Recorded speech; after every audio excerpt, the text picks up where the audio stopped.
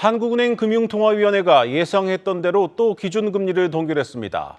이창용 총재가 나서 사실상 이 기준금리 인상 종료를 선언했지만 정작 기준금리 인하 가능성에 대해서는 앞으로 반년은 쉽지 않다고 했습니다. 취재기자와 조금 더 자세히 분석해 보겠습니다. 경제부 김채영 기자 나왔습니다. 김 기자, 오늘 한은금통위가 금리를 동결한 이후 이창용 총재는 어떤 설명을 내놨습니까? 네, 시장의 예상대로 한은금통위는 새해 첫 금리를 동결했는데요. 물가가 여전히 불안정한 상황이고 가계부채 우려도 큰 상황에서 선택지가 동결뿐이었다는 분석입니다. 네.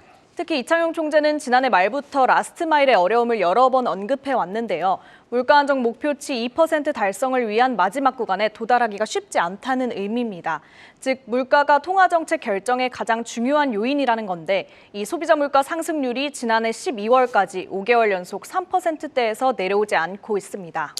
네, 오늘 이 태형건설 워크아웃 신청으로 불거진 이 부동산 PF 부실에 대한 언급도 있었죠. 이창용 총재는 지금의 위기를 좀 어떻게 진단을 했습니까? 네, 오늘 태형건설 워크아웃 여부를 결정하는 채권자 협의회도 열렸는데요. 태형건설 워크아웃이 받아들여지지 않을 경우에 협력사들의 줄도산으로 은행권의 부실이 커질 수도 있는 상황입니다. 관련해서 총재 진단 들어보시겠습니다. 그래서 한국은행은 특정 산업이나 특정 기업의 위기에 대응하지 않고 그런 불안으로 인해서 시장 안정에 충격이 왔을 때만 정책 대응을 합니다. 그런데 저희는 지금 태형 사태가 시장 불안을 가져올 정도는 아니라고 생각하기 때문에 네, 한은은 현재 물가 안정과 금융 불안을 분리해서 통화 정책을 운용하고 있어서 부동산 PF 불안 문제도 기준금리 인하로 대응할 단계는 아니라고 본 겁니다. 전문가 의견도 한번 들어보시죠.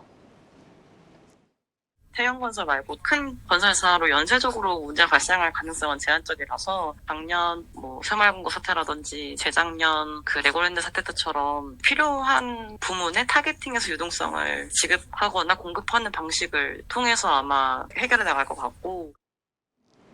총재는 이날 간담회에서 한은이 할 수 있는 시장 안정 조치를 대포와 소총에 비유하며 지금은 소총도 쓸 정도가 아니다라고 말하기도 했습니다. 네, 사실상 이제 금리 인상 종료 선언을 한 분위기인데 이번 금통위의 전체적인 좀 기조는 어땠습니까? 우선 이번 금통위에서는 금통위원이 6명에서 5명으로 줄어든 상황에서 금리 결정이 이루어졌는데요. 네. 박춘섭 전 위원이 11월 말 대통령실 경제수석으로 자리를 옮기면서 금통위원 한 자리가 공석이 된 상황이죠. 지난 11월 금통위에선 6명 중 4명만 추가 금리 인상을 열어둬야 한다는 의견이었고 나머지 2명은 3.5%에서 석 달 내 동결을 전망했습니다. 이번엔 5명 모두가 현재 전망 경로에 변화가 없다면 현 수준인 3.5%를 유지하고 충분히 장기간 물가 안정 기반을 확보할 필요가 있다고 봤습니다. 또 주목할 점은 이번 통화정책 방향 결정문에서 추가 인상 필요성 문구가 빠졌다는 점인데요. 총재 발언 한번 확인해 보시겠습니다.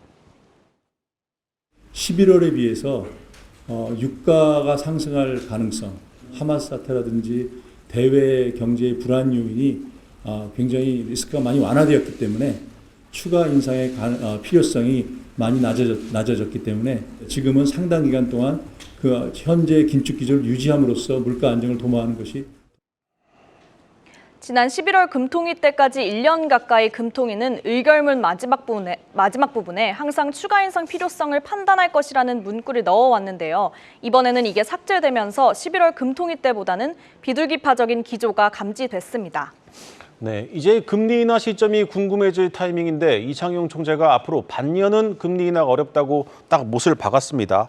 그렇다면 시장에서는 금리 인하 시기를 어떻게 예상하고 있습니까? 네, 시장 금리 인하 시점에 대해서 제가 증권사 15곳에 설문조사를 해봤는데요. 대체적으로 이르면 오는 7월에 한국의 첫 번째 금리 인하가 시작될 것으로 봤습니다. 네. 다만 부동산 PF 문제가 예상보다 더 금융위기를 자극한다면 5월쯤에 선제적 인하도 가능할 것이라고 본 증권사도 있었습니다. 올해 안에 인하 횟수는 2에서 3회로 예상됐습니다. 또 지난달 FOMC가 기준금리를 동결하면서 올해 인하 가능성을 내비쳤기 때문에 1월 FOMC를 거치면서 금리 인하 전망에 변화가 생길지 지켜봐야 한다는 의견도 나왔습니다. 실제로 시카고 상품거래소 패드워치에 따르면 오는 5월 FOMC에서 연준이 금리를 내릴 확률은 92.3%, 6월에 내릴 확률은 99.7%로 집계됐는데요. 관련해서 전문가 의견 한번 들어보시겠습니다.